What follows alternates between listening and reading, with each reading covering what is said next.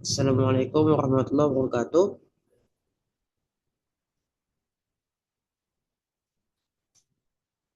Kita kali ini memasuki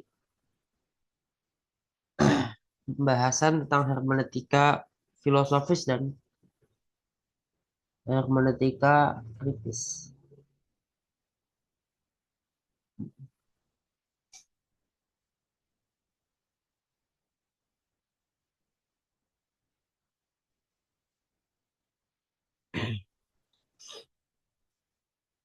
Ini sangat-sangat berdekatan ya dan sangat berkaitan tentang hermeneutika filosofis dan hermeneutika kritis ini.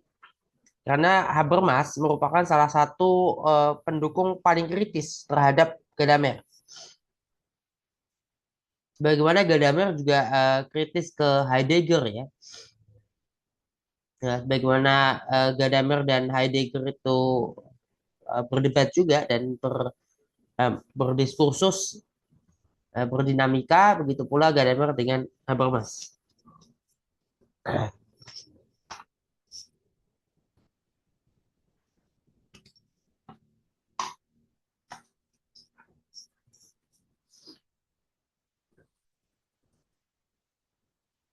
Nih ya, Hans-Georg Gadamer berasal dari keluarga intelektual.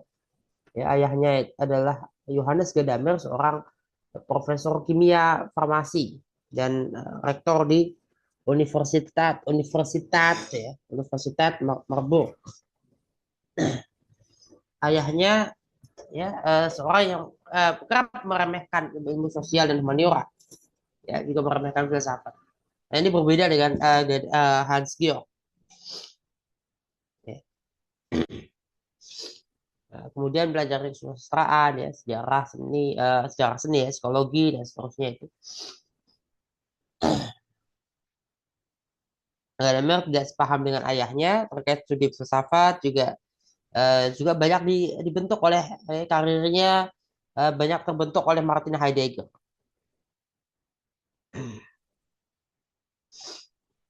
Nah, berbeda dengan Heidegger, Gadamer misalnya menolak untuk mendukung Hitler, ya. Menolak untuk aktif dengan Nazisme, dan juga dia menolak untuk masuk ke dalam politik praktis. Dia tidak senang dengan politik praktis.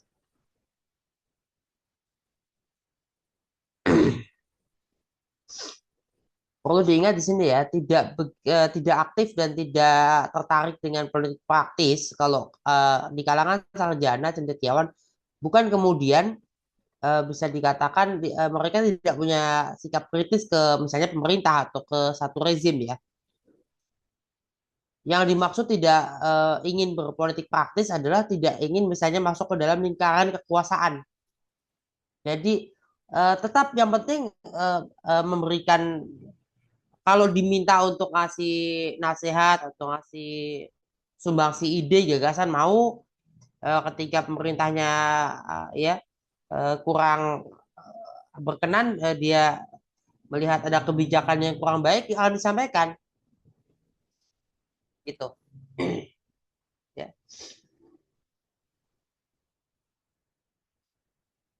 Ini bukunya Wahrheit und Methode, yang ditulis tahun 1960. Inilah pokok-pokok pikiran Gadamer di dalam maklum opusnya ya.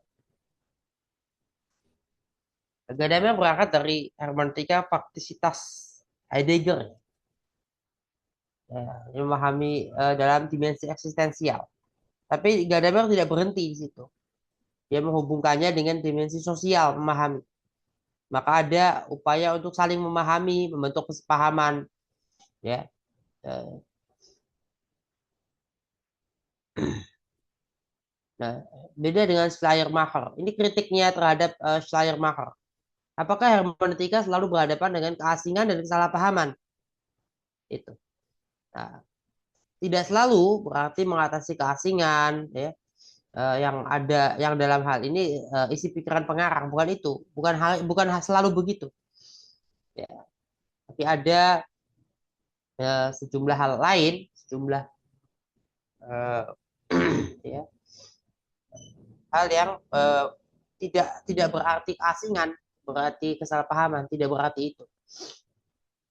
Jadi tidak itu menjadi suatu, ya, yang diinginkan Gadamer adalah kesalahpahaman itu mengasumsikan adanya kesepahaman umum. Nah, jadi apa yang kesepahaman yang dicari? Kita bicara itu menurut hermeneutika Gadamer, ya, berbicara dengan aku dan engkau. Jadi mencari kesepahaman. Kalau kita bicara ngobrol, berinteraksi kan ada ya kesepahaman. Pada dasarnya memang mencari kesepahaman. Eh, Kemudian kalau kita berdiskusi itu ya memang ada perbedaan pandangan, tapi kesepahaman itu termasuk adalah kita mencari kesepakatan, misalnya kesepakatan untuk tidak sepakat, agree to disagree.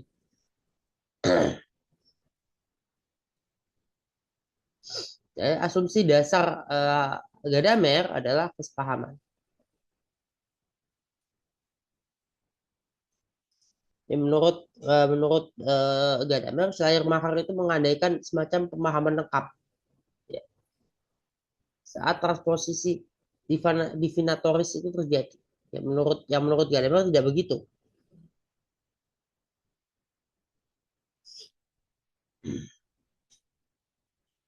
Ya, pengarang dan pembaca teks masing-masing sudah bergerak dalam wilayah saling pemahaman yang berbeda. Jadi disinilah Gadamer menggunakan istilah horizon, ya, dari fenomenologi Husserl, pemahaman satu sama lain.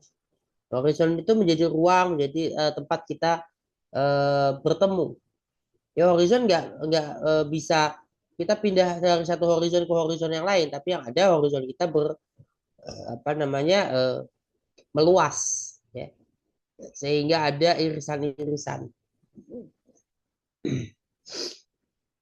Ya, ada tempat-tempat di mana titik-titik ya, yang kita di situ bertemu pada akhirnya. Gadamer juga mengkritik historisisme dari Dilthey. Dilthey terjebak menurutnya dalam pengandaian-pengandaian.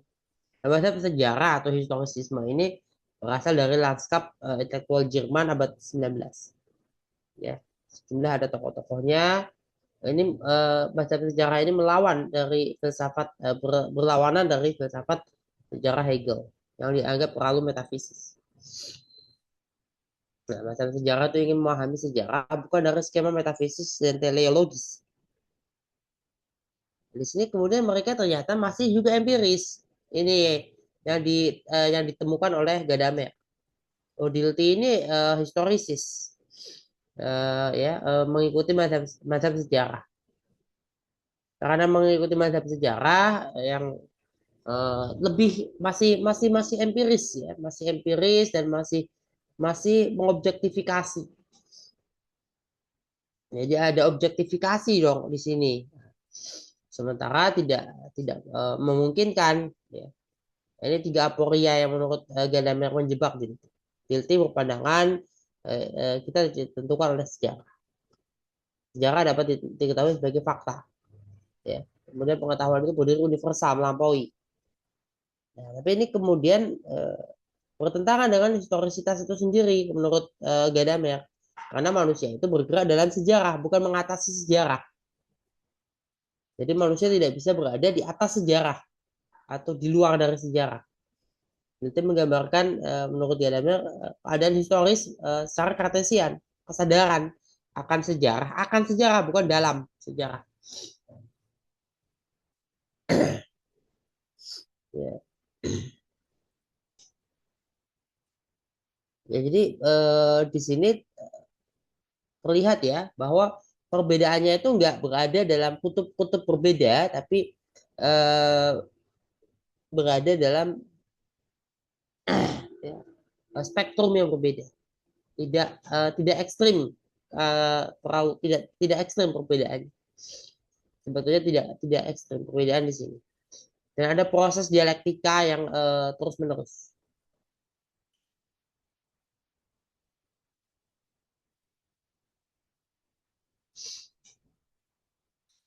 Gadamer ya mengungkapkan ya, yang lebih primordial dari kesadaran itu kesadaran atau pengetahuan akan sejarah adalah kesadaran yang ditentukan dan dipengaruhi. Jadi dalam sejarah itu kita punya kesadaran. Kita menjadi bagian dari sejarah, kita ya, kita yang menyejarah.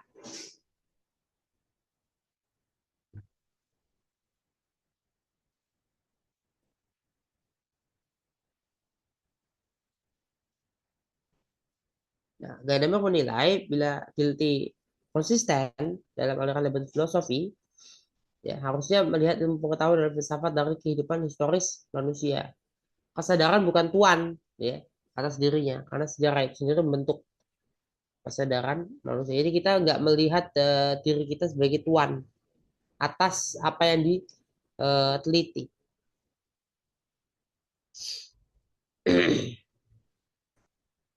Kira-kira pandangan-pandangan ini masih masih banyak terjadi ya. Gadamer sendiri maka kemudian Gadamer dikritik oleh Habermas nanti di sini juga ya kita akan bahas. Ketika Gadamer tidak setuju ini Gadamer masih tidak setuju dengan Schleiermacher dengan Dilthey ya, soal reproduksi makna, rekonstruksi makna. Ya. Eh, menurut dia menurut menurutnya menurut Gadamer manusia itu bergerak dalam sejarah dengan horizon pemahaman ya, dalam teks ya. Itu horizon pemahaman itu horizon pemahaman ya yang kalau horizon kan kita melihat ya sejauh kita bisa memandang ya, mana tidak ada ujungnya ya dan bisa tumpang tindih. Ya, namanya melihat itu. Ya. Dia menulis tentang prasangka sebagai kondisi memahami prastruktur pemahaman dia dia tilik ya dia mulai dari prastruktur pemahaman dari Heidegger kemudian dia memberikan pandangan-pandangannya tentang prasangka, otoritas dan tradisi.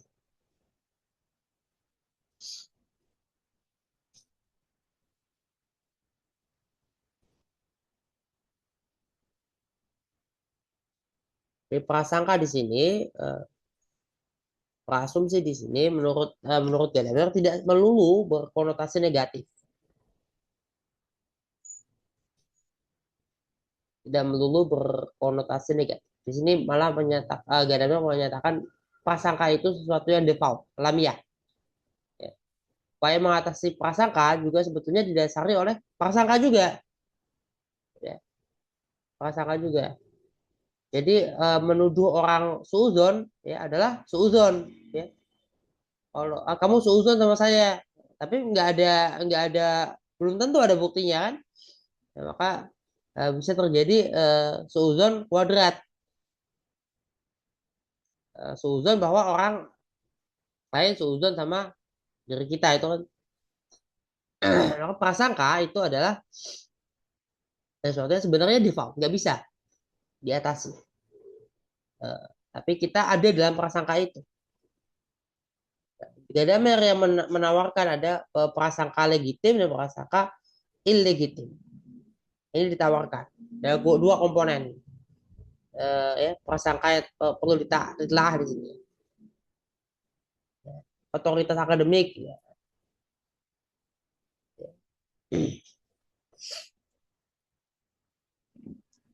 Otoritas dan prasangka itu sama. Ada yang legitim, ada yang illegitim. Ada yang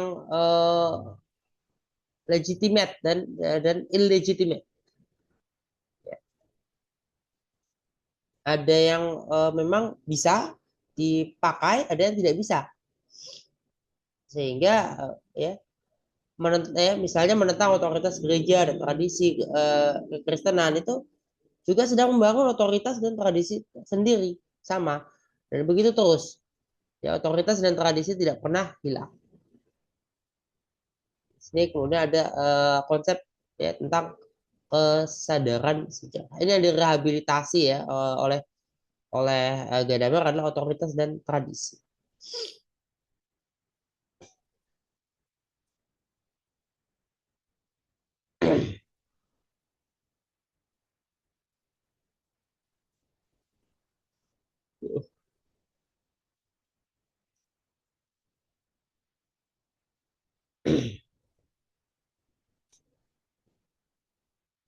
Jadi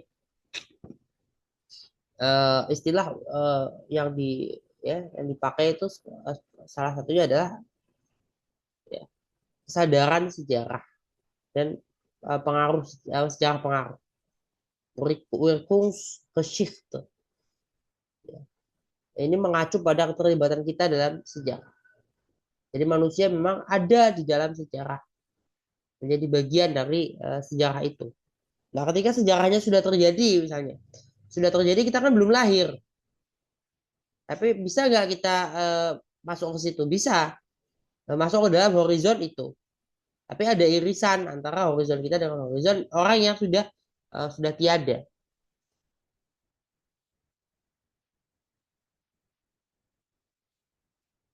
Ini 4 lapisan sejarah pengaruh ya. Kesadaran peneliti akan ketersituasian. Ya.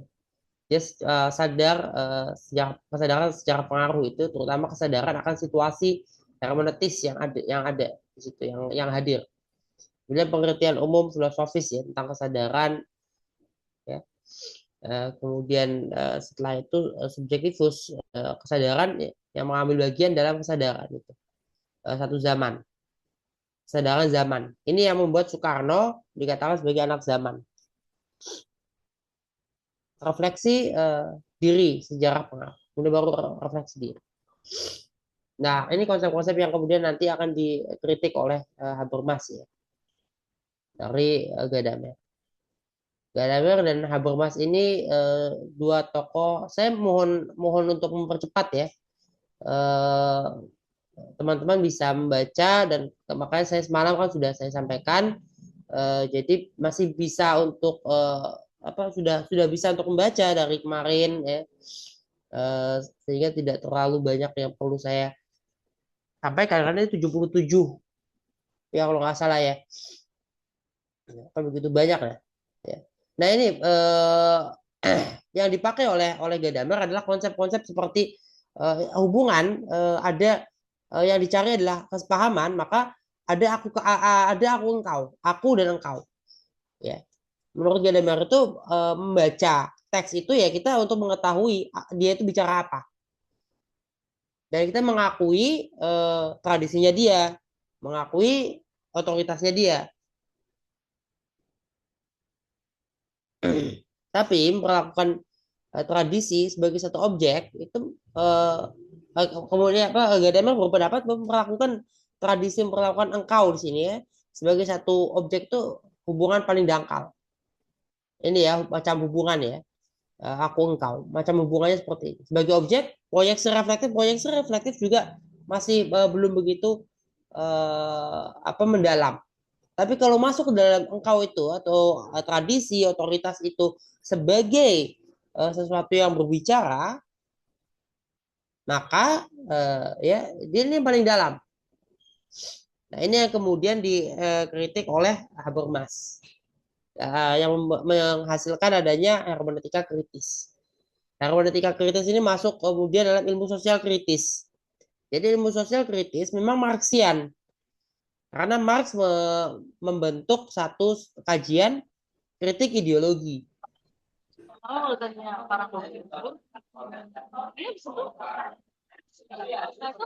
Bisa tolong ini kalau ada yang bocor di mute.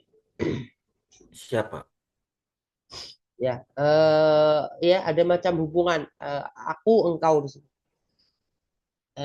Jadi polanya adalah mencari kesepahaman, intersubjektivitas.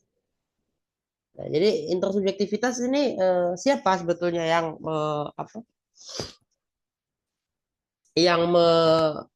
menelurkan ya, yang menyampaikan pertama kali ternyata bukan Gadamer maupun Habermas tapi ya siapa ada di sini tadi ya.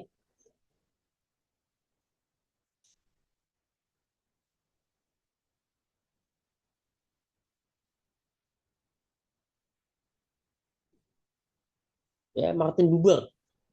Martin Buber yang salah satu yang lebih awal ya tentang filsafat intersubjektivitas. Nah ini yang dibawa oleh Gadamer kemudian oleh Habermas. Intersubjektif itu untuk saling memahami. Nah, kemudian Habermas tuh apa namanya? Dia nah ini Habermas ya, yang baru wafat tanggal 14 kemarin ya, Maret.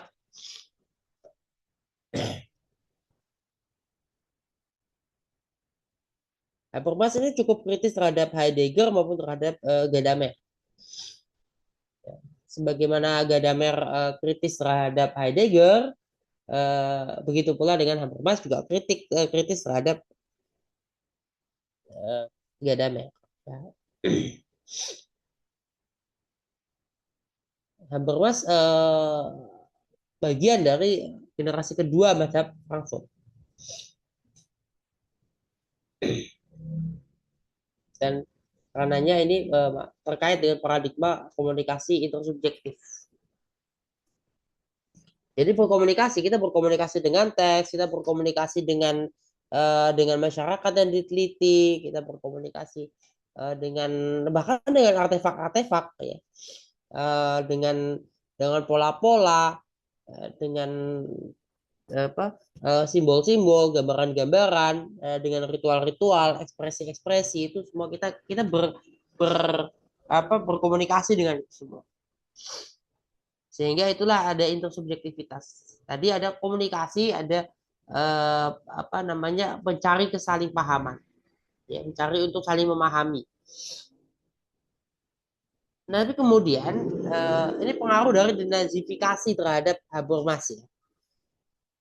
Misalnya denazifikasi, jadi nggak bisa prasangka legitim kalau kita nggak bisa membedakan diri kita dari tradisi secara total. Ya, kalau kita nggak sama sekali nggak beda dengan membedakan diri kita dengan tradisi yang dipelajari, ya kita nggak bisa untuk ya misalnya seperti Nazi, kan Nazi itu kan diputus tradisinya. Coba sekarang kalau teman-teman ke Jerman, ya apa sih masyarakat Jerman itu tentang eh, Hitler, tentang Nazi itu kayak gimana sih sikapnya? Never again, nggak boleh lagi ada hal yang seperti itu karena menyeramkan dan sangat melanggar asasi manusia. Dan Holocaust ya, Holocaust itu bukan disebabkan oleh misalnya hal-hal yang eskatologis, ya enggak. Itu ada faktor-faktor kebetulan di situ loh. Ya, Hitler itu enggak sedang sedang atas nama agama ya, untuk membunuhi orang-orang Yahudi, tidak ada urusannya dengan eskatologi Islam maupun Kristen. Yang dilakukan itu murni masalah ekonomi, masalah politik, ya, ideologi rasis, fasis. Karena Jerman itu sudah dikalahkan, dia itu sangat banyak dirugikan setelah Perang Dunia Pertama itu, sangat banyak dirugikan. Dan di sana itu sampai angka pengangguran itu 30% lebih. Bisa dibayangkan kalau 30% penduduknya nggak bisa kerja, nggak punya apa pekerjaan, rata-rata pabrik jatuh, bisa dibayangkan kacauan yang terjadi. Itu. Kemudian yang terjadi di wilayah Palestina juga memang berbeda ya. Jadi ini perlu ditegaskan juga ya. Dan itu menunjukkan yang dilakukan oleh yang disampaikan oleh Habermas ya, dan terkait dengan adanya denazifikasi di Jerman, ini menunjukkan benar ya ada proses perubahan ya tradisi yang harus dihilangkan. Ada dong tradisi juga tidak hanya bisa eh, hanya diteruskan, tapi juga tidak hanya dilanjutkan, diteruskan, tapi juga bisa diputus, dihentikan. Bukan hanya bisa, bahkan kadang-kala harus. Kalau harus berarti gimana? Kan nggak mungkin otoritas legitim, tradisinya legitim, nggak bisa. Dengan demikian tradisinya Nazi, otoritasnya Nazi tidak legitim ketika dia berkenaan dengan itu. Bahkan kosakata bahasa Jerman ada yang berubah ya akibat dari Perang Dunia Kedua. Ini penting. Nah, bahasa juga bagian dari alat kekuasaan, benar ya. Bahasa salah satu dari bisa dipakai untuk kepentingan rezim. Contohnya kata cendekiawan ini yang ditemukan oleh Yudi Latif. Yudi Latif menemukan dalam disertasinya kata cendekiawan, cendekia di dalam kata cendekia dan cendekiawan ya. Kata cendekia di dalam kamus KBBI, kata cendekia itu positif semua konotasinya. Kata-kata cendekia. Tapi kata cendekia sebenarnya punya konotasi negatif yang dihapus. Semula kamus bahasa Indonesia yang ada sebelum KBBI itu menaruh ada konotasi negatif dari kata cendekia. Tapi kata cendekia jadinya pada di KBBI hanya positif saja. Negatifnya hilang.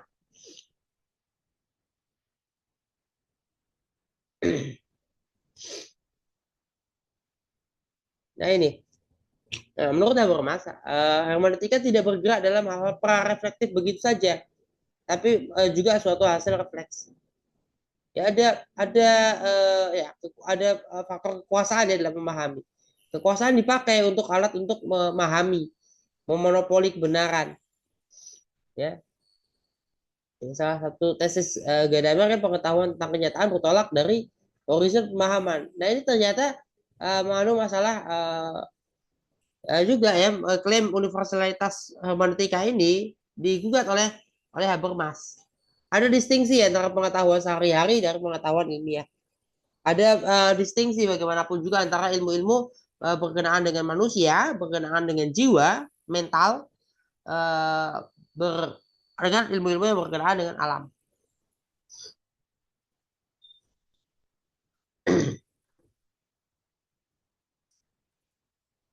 Itu.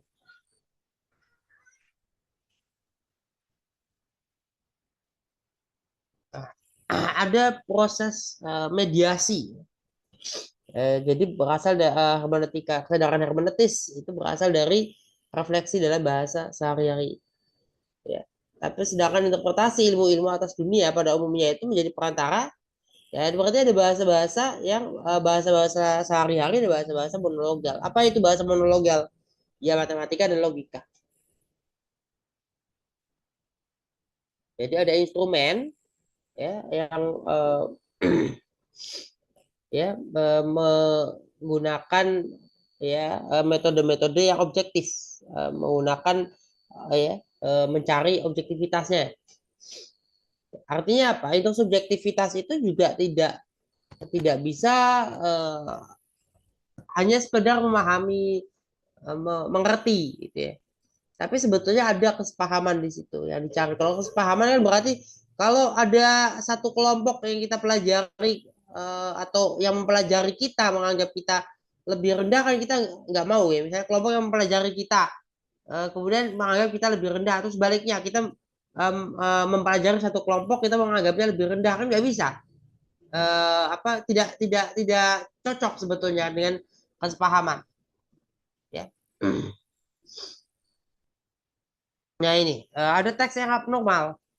Teks normal itu yang dipakai yang jadi sampai dengan Gadamer ya sebetulnya hermeneutika banyak berbicara tentang teks normal. Ada teks abnormal. Apa teks abnormal? Ya seseorang yang punya skizofrenia misalnya itu teks abnormal. Seorang yang punya trauma masa lalu misalnya yang ya orang punya gangguan kejiwaan, orang yang terindoktrinasi itu teks abnormal. Ya jadi kesadaran palsu. Misalnya presidennya orang Jawa aja. Ini presiden harus orang Jawa adalah sesuatu yang disebut juga sebagai kesadaran palsu.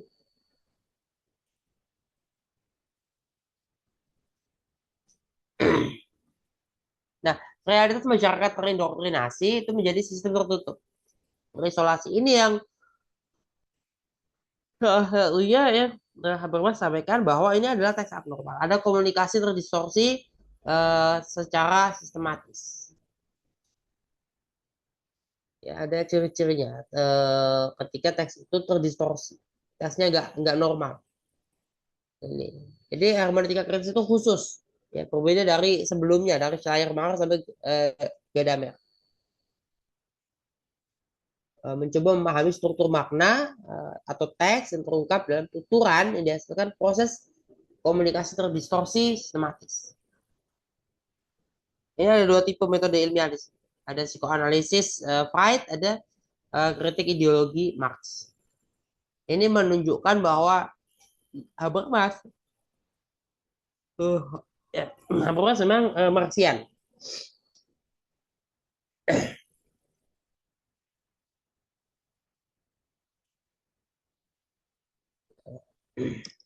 Ya, kita melihat lapisan kerusakan teks yang disampaikan oleh Habermas ya. Ya, teman-teman mungkin sudah baca di bukunya ya, buku yang Frank Budi Hardiman yang sudah saya sampaikan.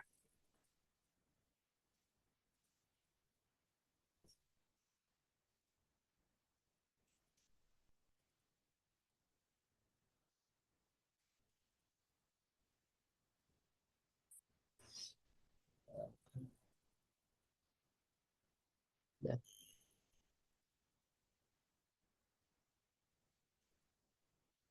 Jadi hermeneutika kritis berusaha mengungkap ya motif yang tidak disadari. Ya, jadi kita mencari apa sih situasi kejiwaan dari penulis, situasi kejiwaan dari penulis. Ya, untuk itu kan berarti diperlukan objektifikasi juga. Kita harus objektif juga. Jadi sesuatu yang intersubjektif itu memang tidak serta-merta sekedar subjektif atau murni objektif. Tapi intersubjektif, nah kalau intersubjektif berarti kan sama ya. Habermas juga intersubjektif, Gadamer juga intersubjektif. Tapi ada pola, ada cara ya, mereka memandang intersubjektivitas itu seperti apa.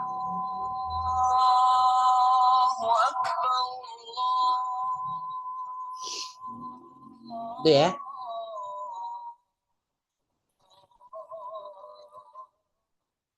Jadi diketahui ya seperti itu.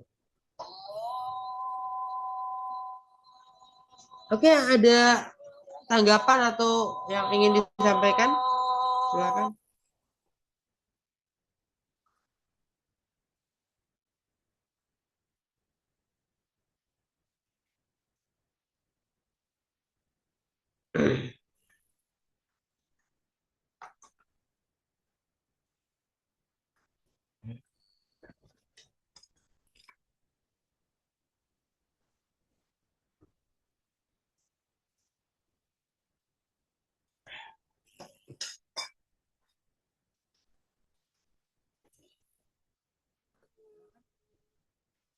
Kalau ada yang halo,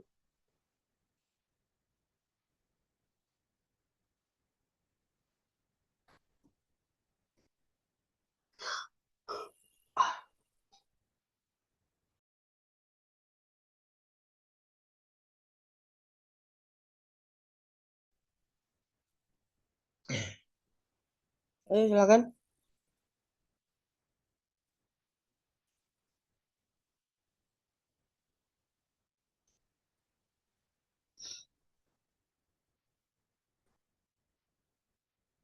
Kalau diam,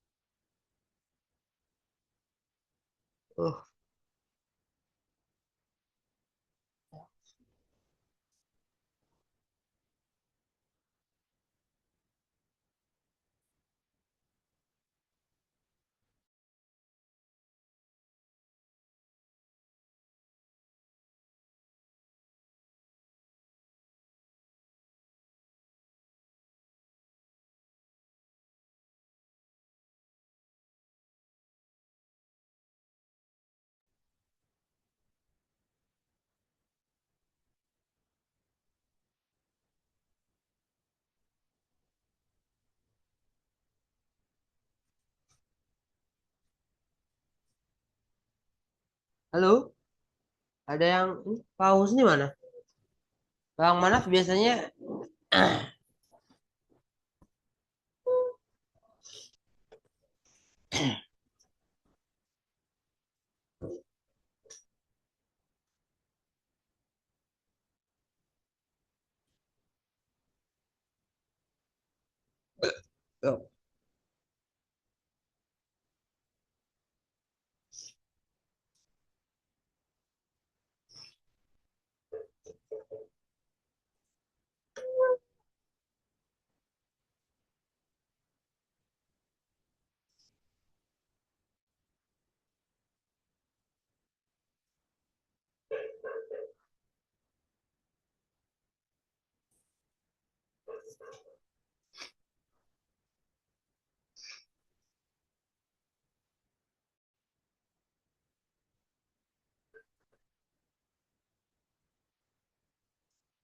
ayo.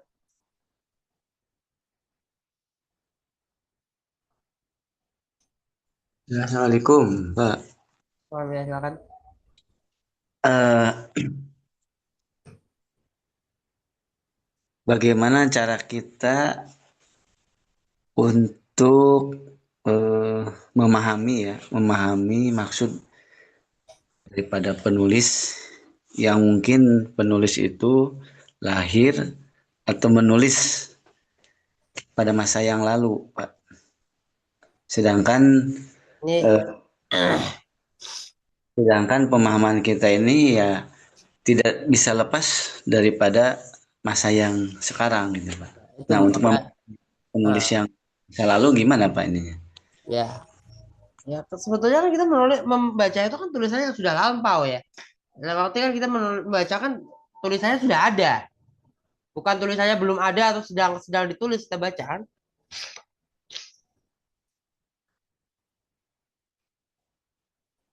Jadi berbeda. Kalau Gadamer ini dia menekankan bahwa kita untuk bahwa teks itu berbicara sama kita.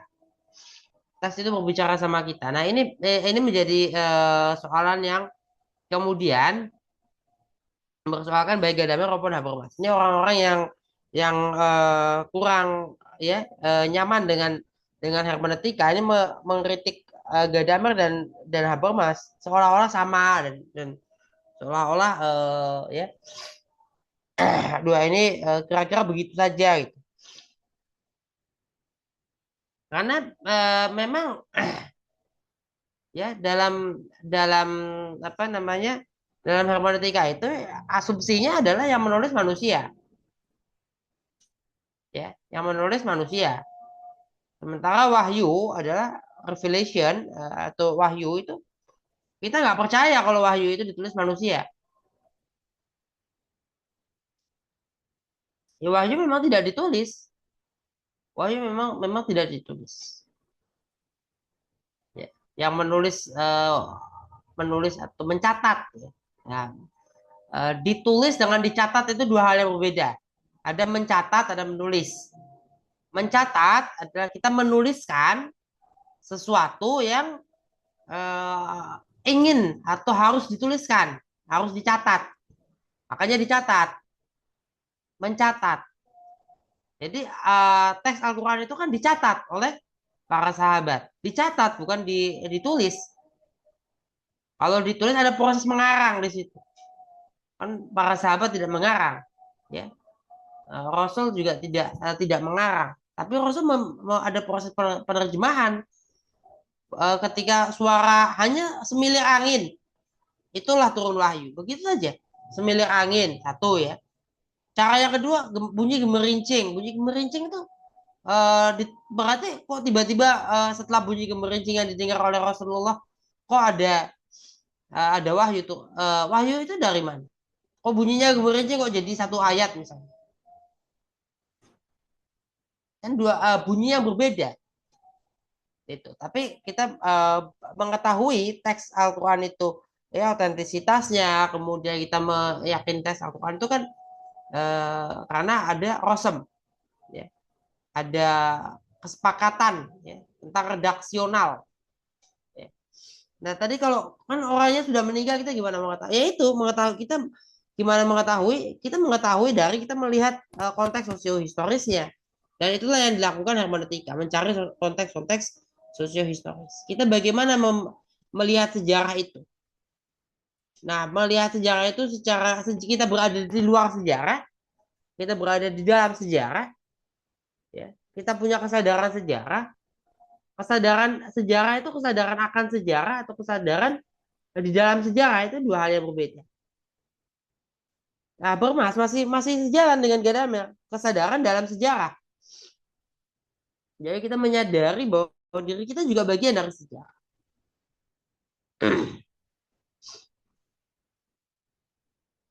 Gitu. Jadi ada berbagai cara sebetulnya di sini ya. Kalau bicara caranya di sini ada berbagai cara di dalam hermeneutika ketika dibacakan dibaca di buku yang menjadi buku pokoknya kita ya yang ditulis oleh Budi Hardiman. Gitu. Ada lagi? Saya nunggu-nunggu ini Pak Husni, Bang Manaf mana? Belum muncul. Biasanya muncul itu. Apa cuma hadir saja nggak?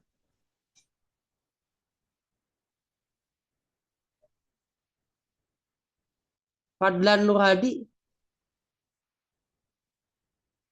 Ihsan, siapa yang mau bicara? Silakan. Marfuah, halo.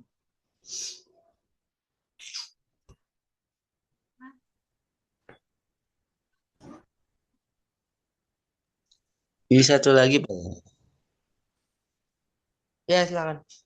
Eh, apakah betul ya hermeneutika ini terlalu fokus pada ide gitu, Pak?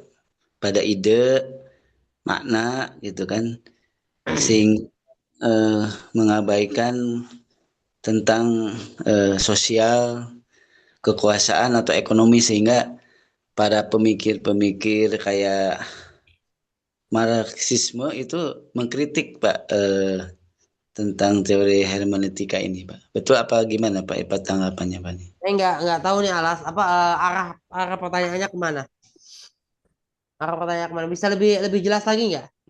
Ini saya akan membaca dari satu pernyataan bahwa hermeneutika ini terlalu fokus pada ide gitu, Pak. Ide, makna, atau mungkin terlalu idealis atau abstrak, Pak. Ya, kita kan nggak lagi bicara teknis kayak bikin HP, bikin laptop kan nggak gitu. Ini kan kita bicara teori-teori, metodologi, bukan bukan bicara praktik-praktik atau taktis, nggak bicara itu. Jadi makanya arahnya kemana gitu, arah kemana itu. Kita nggak bicara tentang caranya gimana, tata cara apa. Juklak. Jadi untuk menangkap idenya itu atau menangkap materinya ini memang harus ada pemikiran yang lebih kuat Kalau gitu, Pak. kalau masalah-masalah politik, ekonomi itu kan ada mata kuliahnya ya, ada prodinya. Ya, itu pun ada teori-teori juga. Tapi memang beda ini ya, artinya gitu. Cuma ada mata kuliahnya lain lagi kalau itu. Ini kan studi. Saya nunggu ini ada yang pausnya kemana ya? Nggak nggak muncul-muncul. Cuma namanya ada ini kelihatan. Apa belum masih ada ini nggak bisa aktif malam ini petang hari ini nggak bisa aktif. Mungkin ada ini sambil ada kegiatan mungkin, Pak. Iya ya maka teman-teman sebaiknya jangan ada kegiatan terus masuk ya. berapa kali juga memang yang sebelum-sebelumnya ada saya lihat masih ada kegiatan sedang apa, nggak bisa gitu. Saya kan nggak nyambi sambil nyambi kegiatan apa yang di luar misalnya.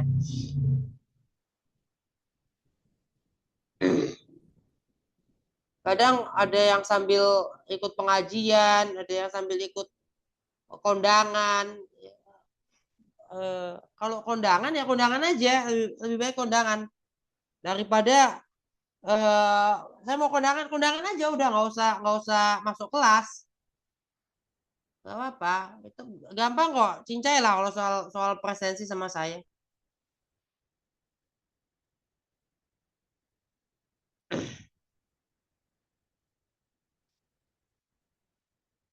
Apalagi kalau yang pertanyaannya berbobot ya, saya senang orang-orang yang pertanyaannya berbobot.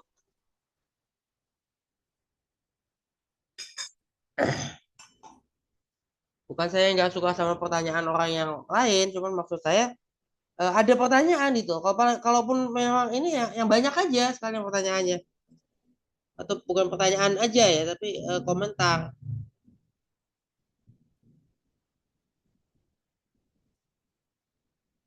Kan saya kan menghabiskan waktu, menghabiskan. Silakan, ada lagi?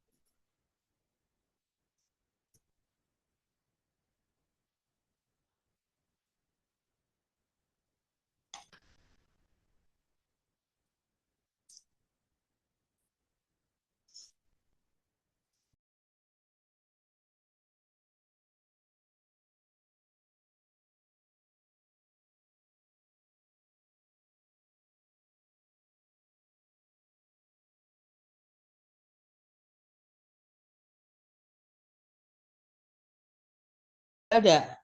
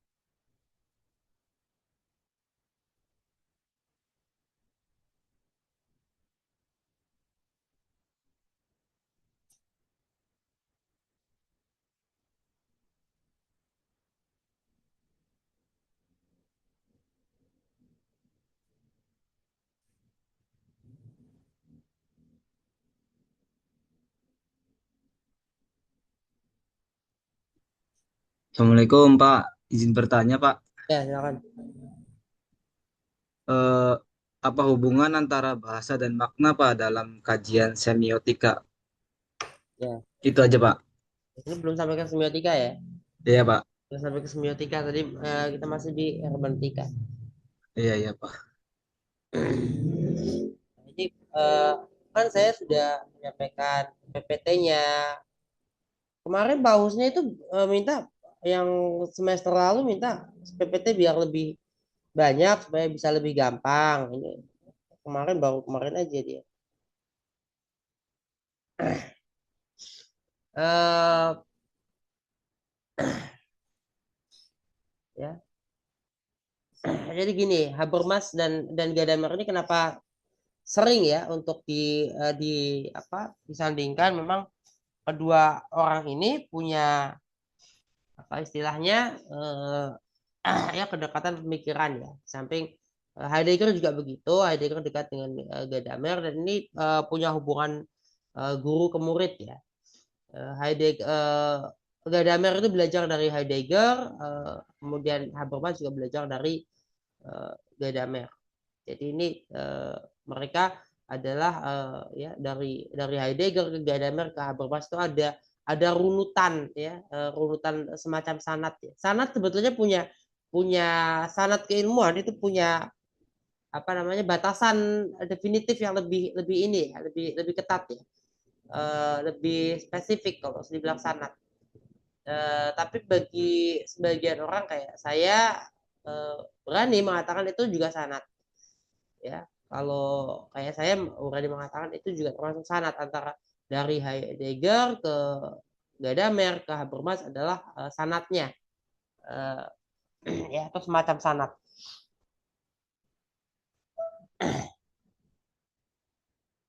Jadi bahasa itu menjadi sesuatu yang penting di sini. Kenapa Habermas melihat ada sesuatu yang perlu, kenapa dia mengajukan teori hermeneutika kritis, karena dia melihat ada yang harus dikritik, apalagi ketika bicara teks, ya, teks ataupun gagasan, ya, ekspresi, sesuatu yang disebut karya itu punya kesempatan untuk dikritik dan untuk tidak disepakati.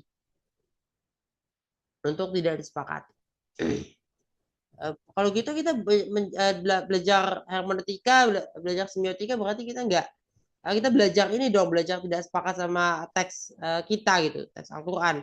Kita nggak pernah namanya nggak sepakat dengan teks Al-Quran. Kita sadari bahwa Al-Quran itu benar, bahwa wahyu teks suci ya itu benar, kitab suci kita benar.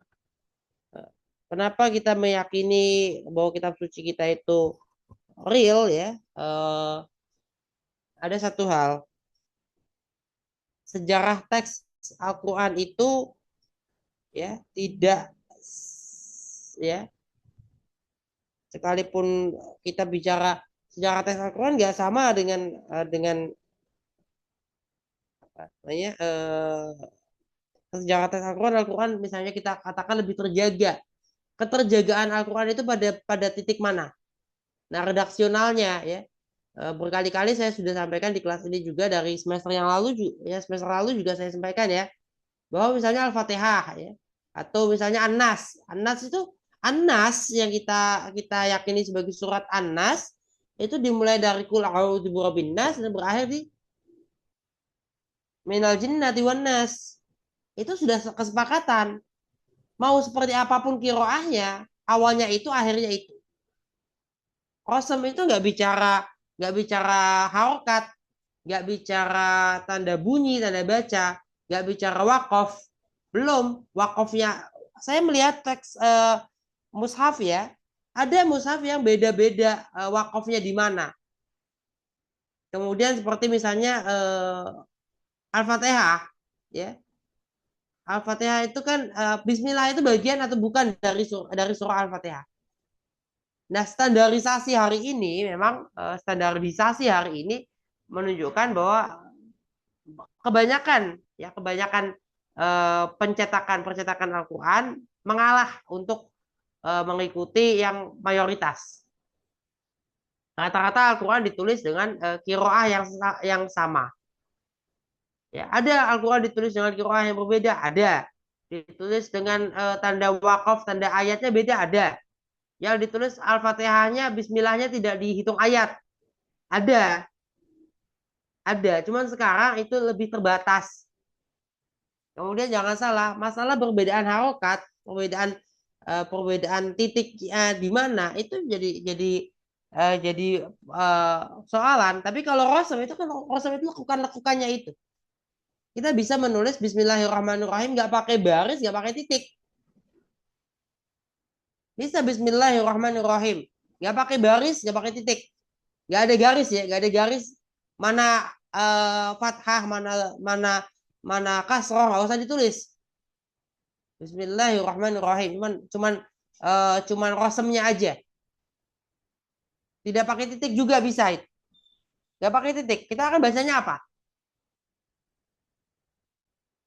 Nah itu saja, itu yang dimaksud Al-Quran itu terjaga karena itu. Sudah, bukan yang lain. Ada kesepakatan di mana awalnya dan di mana akhirnya. Masalah kemudian Al-Baqarah itu 286 ayat. Ada nggak yang menulis Al-Baqarah lebih dari itu? Ada. Ya karena ayatnya dibagi, ayatnya yang dipotong, bukan dipotong ya, dibagi dua. Jadilah yang tadinya satu ayat menjadi 2 ayat. Kenapa? Karena dipecah. Kita membacanya terpecah. Membaca itu sebagai 2 ayat berbeda. Tapi kan sama bunyinya. Bunyinya sama. Nggak berubah kan? Itu. Atau di sini wakaf, kok di sini nggak wakaf. Di sini berhenti, kok di sini nggak berhenti. Di sini malah disuruh lanjut. Nggak boleh berhenti. Memang begitu.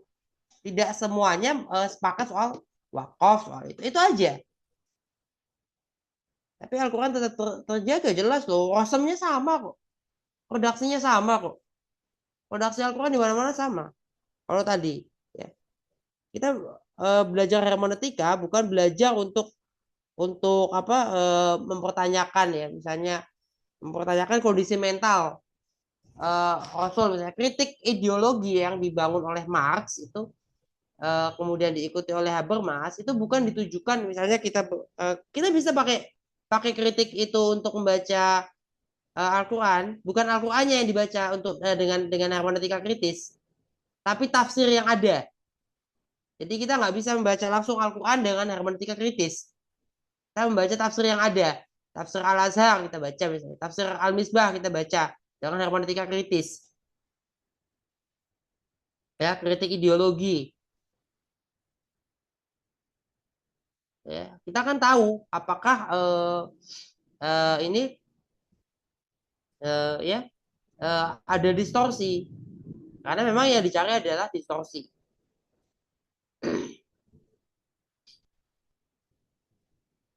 Tapi hermeneutikanya Gadamer juga dipakai. Hermeneutika filosofisnya Gadamer juga dipakai. Bahwa melihat kita memasuki horizon dari para penulis itu. Memasuki horizonnya Hamka, Buya Hamka. Memasuki horizonnya Profesor Quraish Shihab gitu.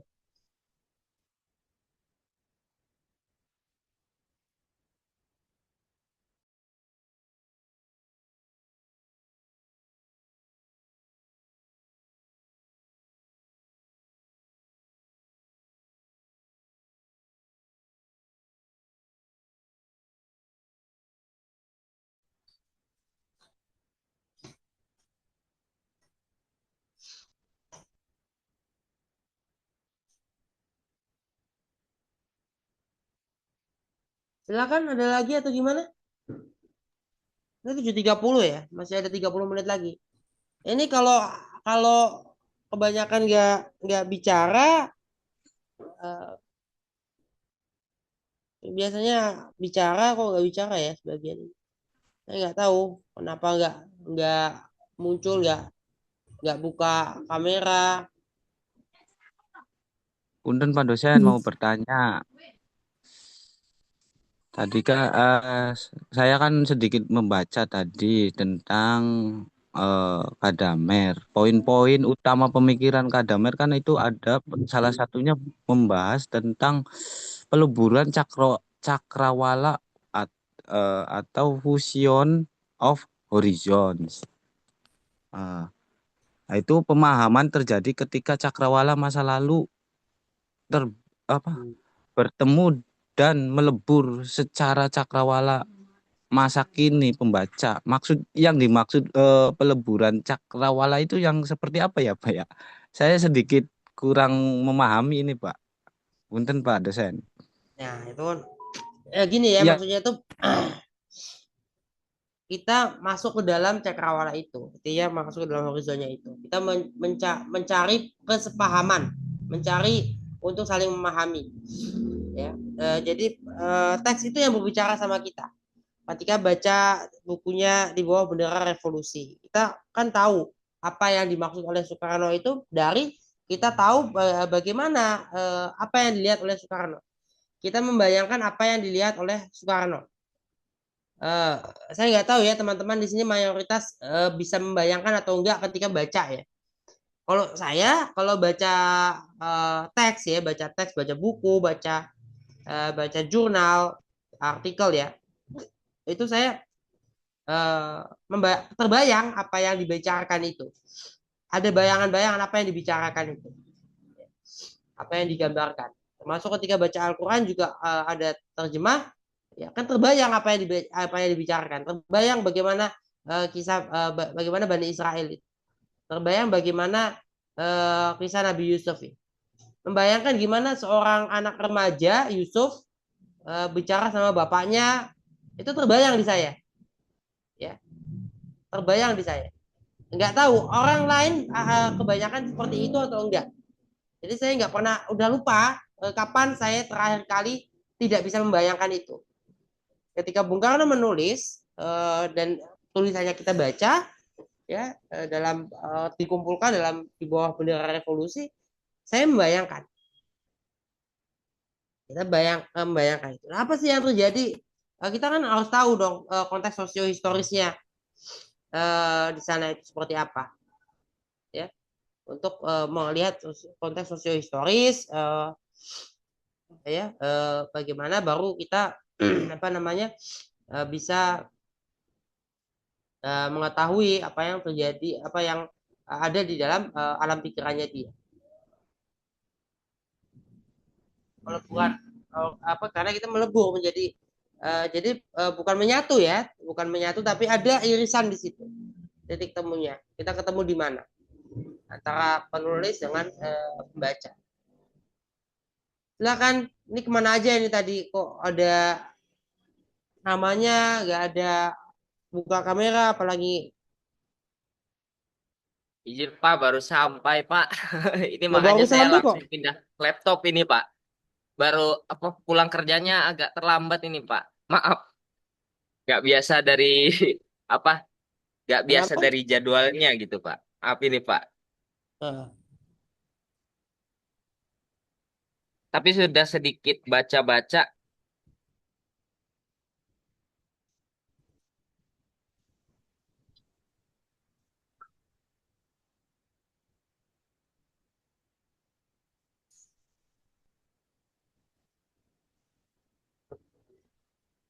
Oh iya Pak, boleh bertanya Pak? Kenapa? Boleh saya bertanya Pak? Iya, iya silakan. Eh, terkait tentang distorsi sejarah ya. Ini kan kalau kemarin kita belajar hermeneutikanya Burkman juga, terus juga beberapa hermeneutika itu kan menekankan subjektif interpretasi subjektif masing-masing gitu. Nah, jadi menolak ilmu Barat yang objektif. Nah, apakah dari subjektivitas ini atau intersubjektif lah kita katakan itu bisa yang menyebabkan terjadinya distorsi sejarah gitu. Karena kan kalau kita lihat dari teorinya Bultmann kemarin itu kan eh, yang menyebabkan Bultmann itu menolak objektifikasi gitu. Karena mungkin apa namanya? Bukan demitologisasi versinya Bultmann dengan demitologisasi versi sains gitu. Itu kan berbeda gitu. Jadi demitologisasi Bultmann itu justru apa namanya menolak objektifnya si sains gitu, karena mungkin bisa menggoyahkan dari objektivitas ekonomi juga, terus kestabilan ekonomi salah satunya juga dalam sejarah gitu. Nah, apakah dengan memperkuat atau memenangkan lah bahasanya ya, gitu, intersubjektivitas tadi dapat menyebabkan distorsi sejarah gitu Pak? Ya, ini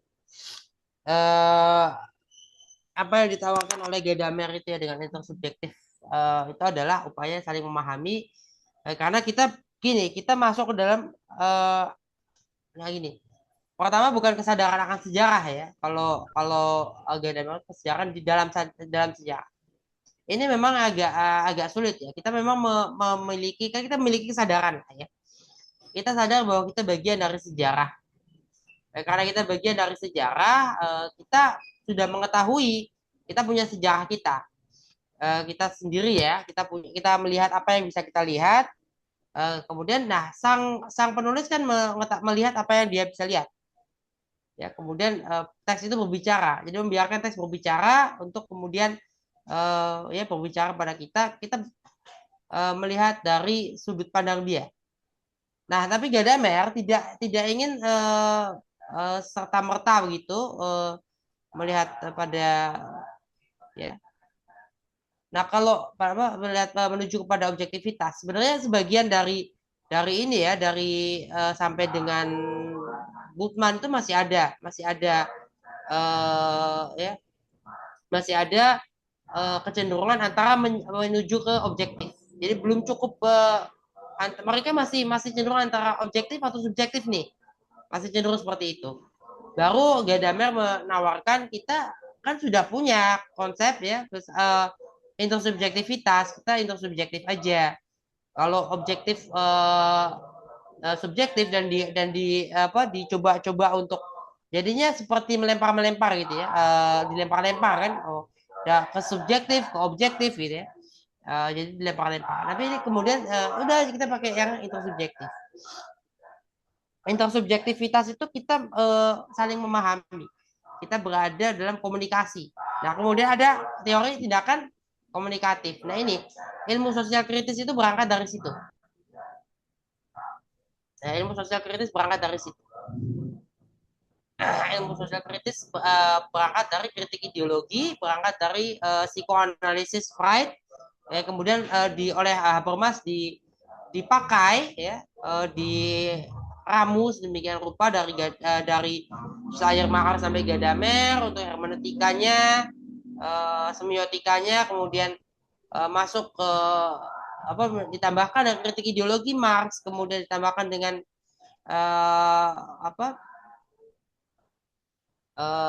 psikoanalisisnya Freud ya. Freud itu kan melihat mimpi ya, walaupun kita punya keyakinan ya tentang adanya ruh ya. Mimpi itu kita masuk ke alam ruh, bukan ke alam ruh, masuk ke alam barzah. Ya. Ketika kita mimpi kita masuk ke alam barzah. Tapi menurut Freud kan mimpi itu ya sama kayak kita mengeluarkan sisa makanan dan minuman. Jadi sisa pikiran saja yang dikeluarkan begitu saja. Ya, artinya kejadiannya di mana itu tidak masuk dalam Freud. Tapi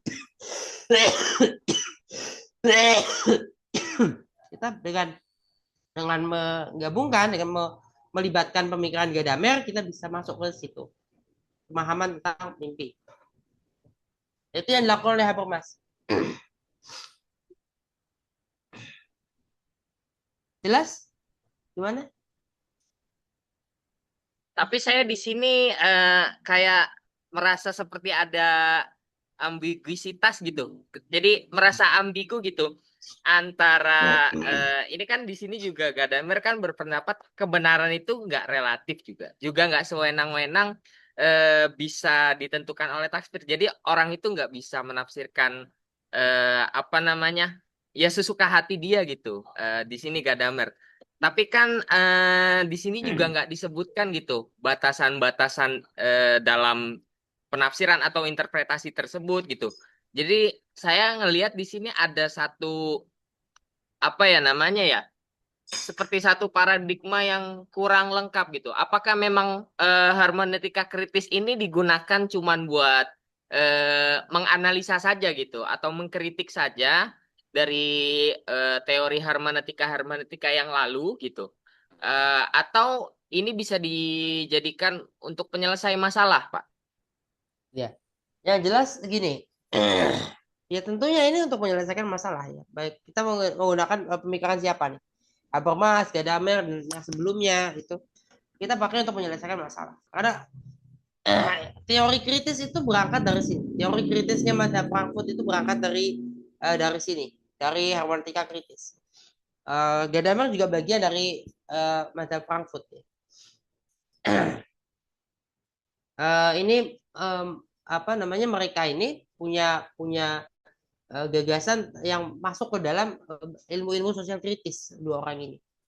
Nanti kalau kita baca teori komunikatif ya, teori tindakan komunikatif ya, Habermas menunjukkan bagaimana tindakan manusia itu sebetulnya ya dalam rangka interaksi dengan sesama.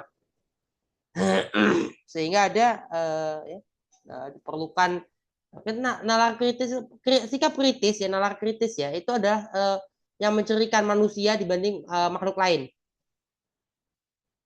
Dibanding makhluk lain. Secerdas apapun. Ya. Secerdas apapun. Kelihatannya hewan bisa cerdas. Ya, kelihatannya hewan bisa cerdas. Tapi secerdas-cerdasnya hewan, ya, tidak ada yang melampaui manusia karena manusia berpikir kritis, hewan tidak. Hewan itu sampai kreatif. Sampai kreatif aja, udah. Jadi itu. Ini saya sedang batuk juga ya, batuk pilek ini.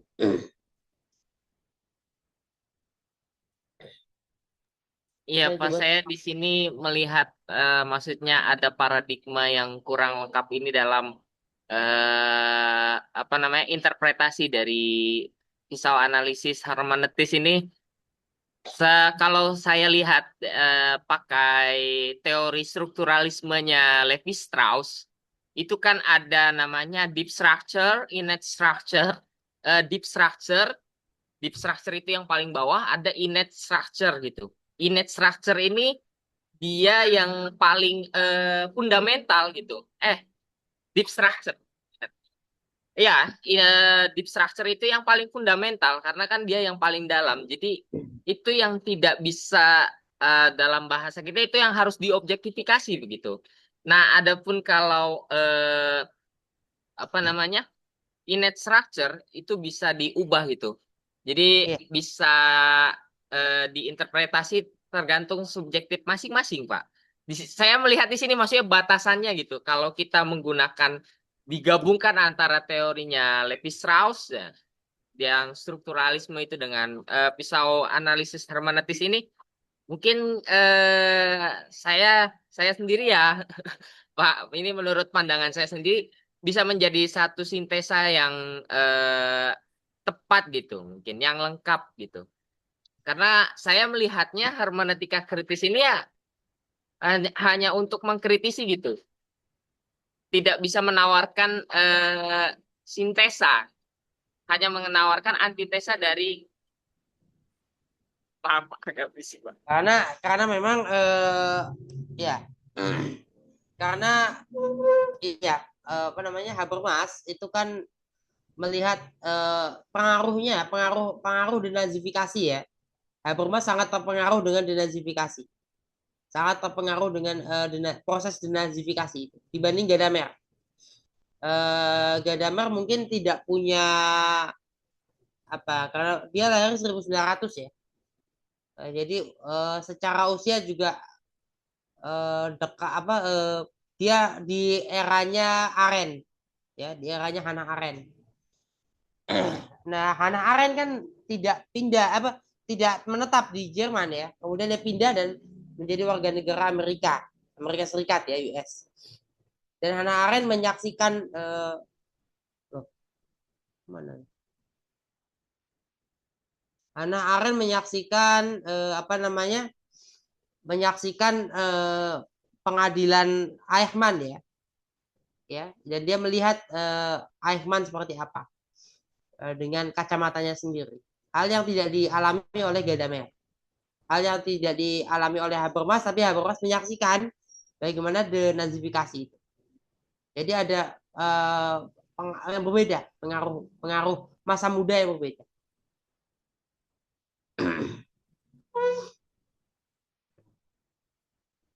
Habermas masih muda, masih remaja. Sepantaran dengan tokoh-tokoh yang tergabung dalam misalnya Hitler Youth ya, pemuda Hitler itu. Sepantaran sekitar 1-2 mungkin dia angkatan di bawahnya. Jadi dekatnya dengan yang Paus Benediktus ke-16 secara angkatan pantarannya ya, generasinya. Yang mengalami proses denazifikasi itu di usia yang sangat muda sehingga ini berpengaruh sekali. Ya, ada sejumlah hal yang mempengaruhi itu. Nah, ini yang diakui oleh Habermas. Jadi dia mencari kondisi mental penulis. Nah, ini pernah ada pertanyaan dari ketika saya belajar di S2 ya, hermeneutika ketika S2 itu. Kalau gitu gimana kita mempertanyakan kondisi mentalnya Rasulullah? Nah, bagaimana ini? Nah, saya melihat proses penerjemahan itu. Pada proses penerjemahan itu iya kondisi mental. Tapi kita meyakini ya bahwa nabi, ini bicara nabi ya, nabi itu punya kecerdasan yang sangat luar biasa. Di atas jauh, nggak ada yang bisa menyamai kecerdasannya nabi. Nggak ada yang bisa menyamai kondisi mental, kesehatan mentalnya nabi. Nggak ada yang bisa menyamai imajinasi seorang nabi, rasul. Nggak ada yang bisa menyamai, pokoknya itu hal-hal apapun ya. Karena nabi, apalagi Rasulullah itu yang terbaik. Ya. Sampai kepada level alam yang di atas itu, yang jauh di atas. Nggak cuma sampai, kita cuma sampai ke barzah di, ya ibaratnya kita cuma sampai pelataran rumah aja lah. Kalau kita ketemu orang yang sudah meninggal, paling kita mimpi itu ketemu dengan orang yang sudah meninggal, ya, atau orang-orang yang sudah pernah kita temui, itu aja. Tapi Nabi nggak ke situ aja. Nabi itu masuk ke dalam. Nah, alam barzah itu kan kayak pelataran rumah. Enggak, Nabi itu nggak di pelataran rumah. Nabi itu masuk ke dalam.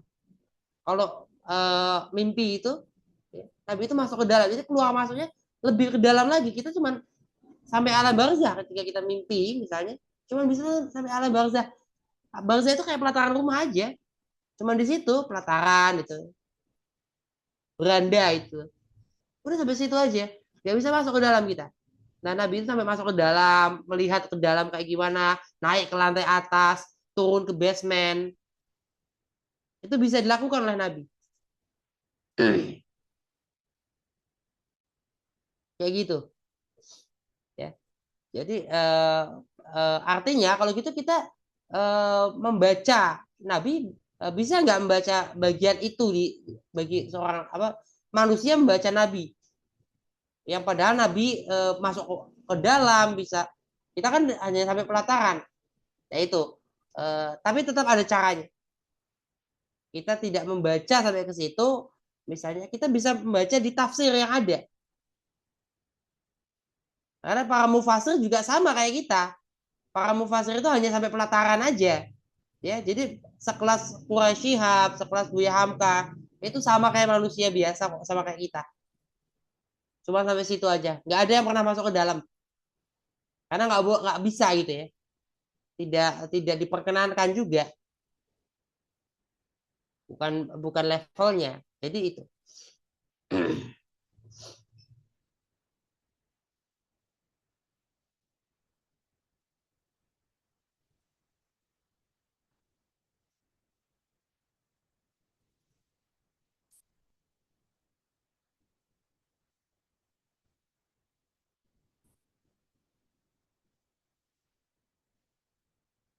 Ada lagi? Ya, izin Pak. Ya, silakan. Ya, menyambung yang didiskusikan sama Pak Manap tadi ya, berarti kalau apa sih tadi tuh interpretasi ya. Kalau semua interpretasi itu dipengaruhi konteks dan kepentingan, berarti apakah kebenaran objektif itu masih ada gitu ya? Kalau apa tadi kaitannya dengan sejarah tadi ya. Itu yang pertama. Yang selanjutnya mungkin kalau dalam isu-isu sosial yang terkini Pak, itu gimana kita cara baca secara hermeneutika filosofis sama kritisnya seperti apa? Misalnya taruhlah isu MBG misalnya seperti itu ya, kebijakan gitu ya, kebijakan publik gitu yang isu sosial. Nah itu gimana cara membaca dengan kacamata hermeneutika filosofis dan kritis itu? Mungkin itu yang ingin saya tanyakan. Maksudnya secara teori kan tadi sudah Pak ya, secara ininya lah aplikatifnya biar lebih paham gitu ya. Gimana membedakan untuk cara membaca secara filosofis sama kritis ya Pak terhadap isu publik itu. Mungkin sementara itu dulu Pak. Oke, kebijakan publik itu bukan sebatas kita membaca teksnya ya, Ya. tapi kita membaca praktiknya. Artinya kan kita membaca praktiknya juga, kita membaca petunjuk-petunjuk membaca. Jadi bukan hanya sekedar itu. Kalau kasus kayak kasus MBG kan situasinya seperti apa? Saya kira yang lebih menarik sebetulnya bicara soal ya 19 juta lapangan kerja itu ya Oh ya boleh Pak. sangat tidak masuk akal gitu ya, sangat tidak rasional sebetulnya. Itu ngitungnya dari mana 19 juta? Itu kan asal sebut. Hmm. Nah, itu asal sebut. Nah, di sini kita tahu kan dari kita tahu asal sebut, tapi orang yang yang mengucapkan tidak tahu bahwa dirinya asal sebut. Ini kalau apa golongan keempat ya, menurut siapa Imam Syafi'i apa Imam Ghazali? 4 golongan manusia itu ya. Yadri annahu yadri kan, yang tahu bahwa dirinya tahu, Hmm. tidak tahu bahwa dirinya tahu, kemudian yang tahu bahwa dirinya tidak tahu dan tidak tahu Tidak tahu dirinya tidak tidak tahu. tahu. Nah, ini golongan keempat nih. Ya, mungkin gitu MBG juga gitu. MBG juga gitu. Tidak tahu bahwa dirinya tidak tahu. Malah Adi Hidayat menambahkan lagi ada golongan kelima. Udah nggak tahu bahwa dirinya nggak tahu, dia ngajak-ngajak orang lain juga, ya, seolah-olah semuanya sama seperti dia.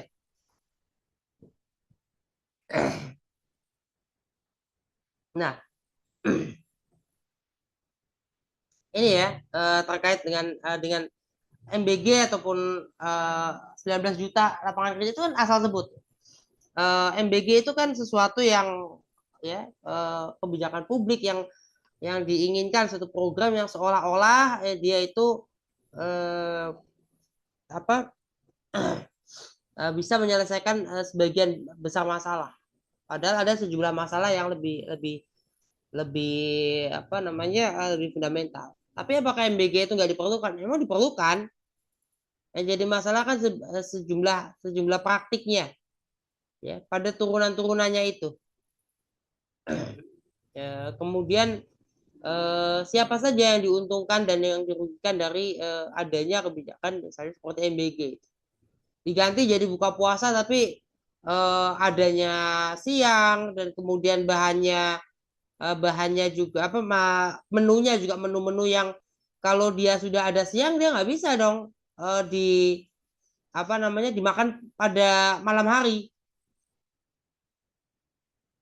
nggak bisa, dia akan basi, cepat basi itu. Jadilah basi, ya kan? Sampai rumah udah basi karena nggak mungkin dong ditaruh sama siswanya ditaruh di kulkas. Itu juga bukan bukan mobil MBG itu juga bukan mobil-mobil ini, bukan mobil-mobil yang ada pendinginnya, bukan mobil-mobil apa, bukan kendaraan ataupun alat-alat apa untuk apa kalau di kereta api misalnya ya, makanan makanan kereta api, makanan pesawat. Ya itu kan makanan MBG itu makanan yang segera dimakan. Sama kayak makanan warung ya warung ya rumah makan Padang atau rumah makan warung Tegal gitu. Kira-kira seperti itu. Hari itu dimasak ya hari itu habis.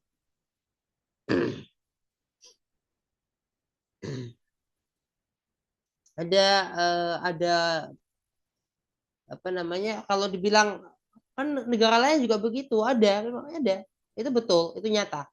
Negara lain juga ada seperti itu, negara lain juga bahkan bahkan begitu ini ya, begitu banyak ya contoh-contohnya. Di Inggris ada semacam itu. Ada itu.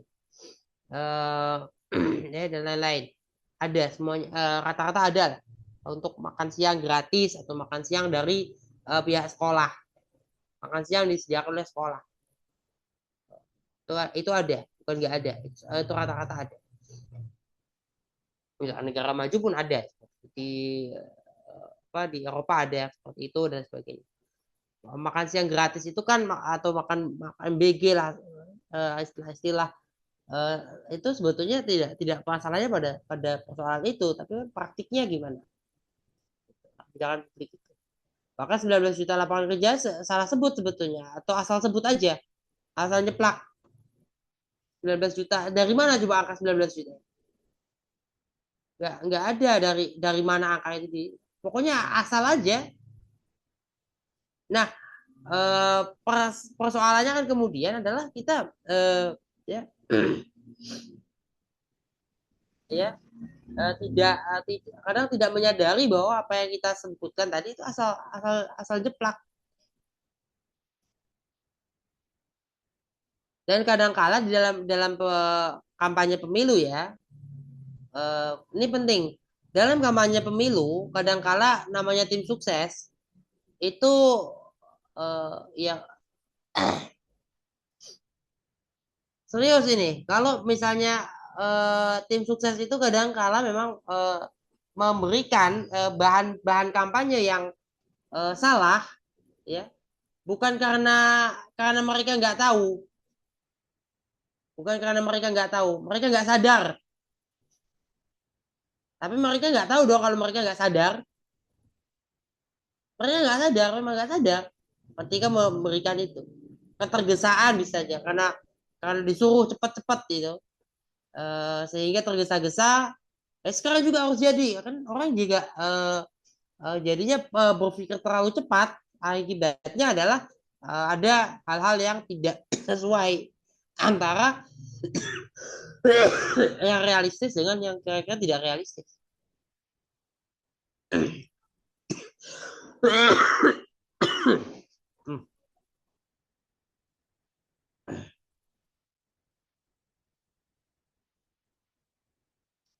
2 jam 8 ya.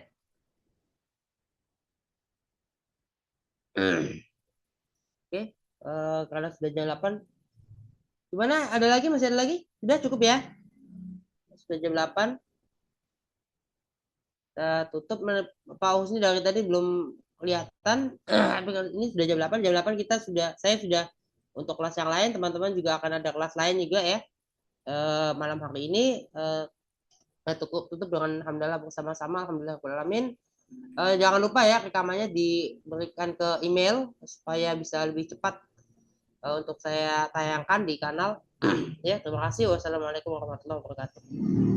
Waalaikumsalam warahmatullahi wabarakatuh.